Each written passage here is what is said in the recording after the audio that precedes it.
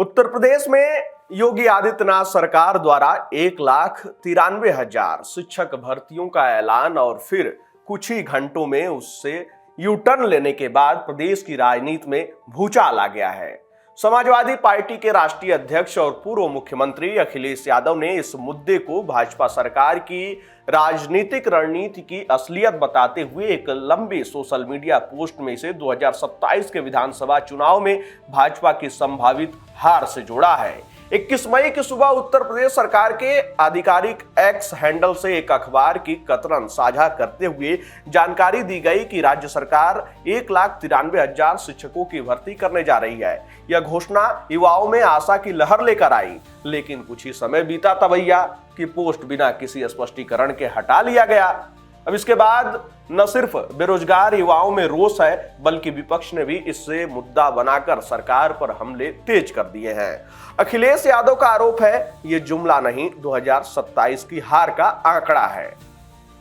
अखिलेश यादव ने सरकार पर बड़ा हमला करते हुए कहा कि यह कोई मामूली घोषणा नहीं, बल्कि भाजपा की राजनीतिक मजबूरी से उपजा झूठा जुमला है, जिसका सीधा संबंध 2027 के विधानसभा चुनाव से है। उन्होंने कहा, अगर हर एक पद पर औसतन 75 अभ्यर्थी बैठते हैं तो कुल संख्या होगी 1.44 करोड़ से अधिक, और अगर हर अभ्यर्थी के साथ उनके माता पिता को जोड़ दिया जाए तो यह आंकड़ा बढ़कर 4.34 करोड़ हो जाता है।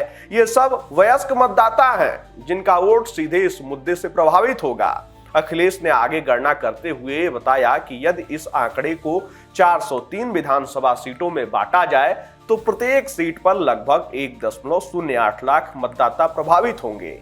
उनका तर्क है कि यदि इनमें से केवल आधे भी भाजपा से नाराज होकर सपा के पक्ष में मतदान करें तो भाजपा को हर सीट पर औसतन 54,000 वोटों का नुकसान हो सकता है, जो उनके लिए विनाशकारी साबित होगा।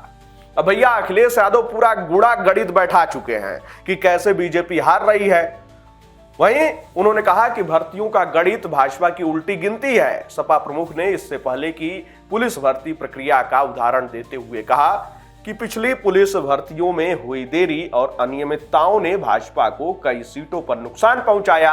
अब युवा इन आंकड़ों को गंभीरता से समझ रहे हैं। यह केवल मानसिक दबाव नहीं बल्कि सियासी यथार्थ बन चुका है। अखिलेश यादव का मानना है कि जैसे ही यह सच्चाई भाजपा के उम्मीदवारों तक पहुंचेगी, वैसे ही उनका राजनीतिक आत्मविश्वास डगमगाएगा।